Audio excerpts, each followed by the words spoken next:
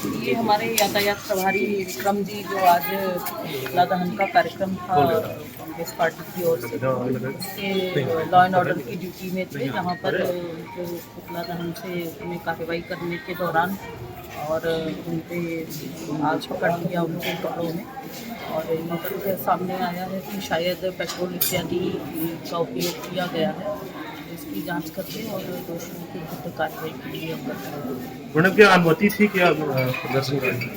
प्रदर्शनकारियों की सूचना दी गई थी, सूचना थी पुतला दहन को लेकर। तो आज सुबह पुतला दहन का एक कार्यक्रम था, इसकी पूर्व सूचना दी गई थी, जो प्रतीकात्मक तौर पर होना चाहिए था, परंतु कुछ जो अति उत्साही लोग थे उन्होंने उसमें पेट्रोल डाल रखा था।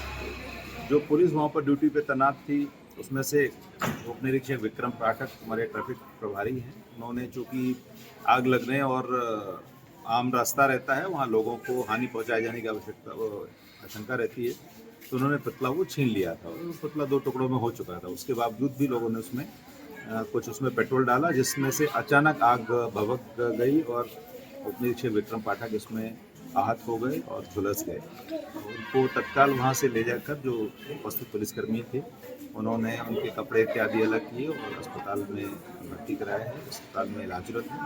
हालांकि स्थिति बहुत गंभीर नहीं है, फिर भी उनके कमर और पेट का हिस्सा उनका जला है, हाथ में भी चोटें हैं। इसमें हम समूचे मामले में चूँकि एक रिष्टिकारक पदार्थ है, पेट्रोल सार्वजनिक स्थान पर पेट्रोल का उपयोग आग जलाने में नहीं होना चाहिए था, इसलिए हम इसमें जो हमारे पास वीडियो फुटेज हैं, फोटोग्राफ्स हैं और जो मौके के गवाह हैं उनके तथ्यों के आधार पर इसमें हमने अपराध पंजीबद्ध इसमें कर लिया है और इसमें कार्रवाई करेंगे।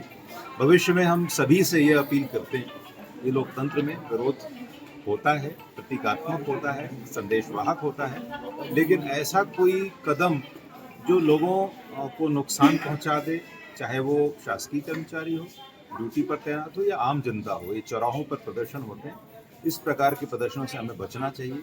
उसमें किसी प्रकार के रिष्टिकारक पदार्थ का उपयोग नहीं होना चाहिए। भविष्य के लिए भी ये सभी के लिए ध्यान रखने की बात है। मैं सभी से ज्वलनशील पदार्थ लेकर आए थे सर की बाद में लेकर आए प्रदर्शन के दौरान? उसमें पहले से भी डाला हुआ था, प्रदर्शन के दौरान भी वो ज्वलनशील पदार्थ ला करके उसमें डाला गया है, ऐसा हमको जो आहत हैं उन्होंने स्वयं बताया। जो प्रदर्शन स्थल है क्या उसको चयन भी दूसरी जगह किया गया था?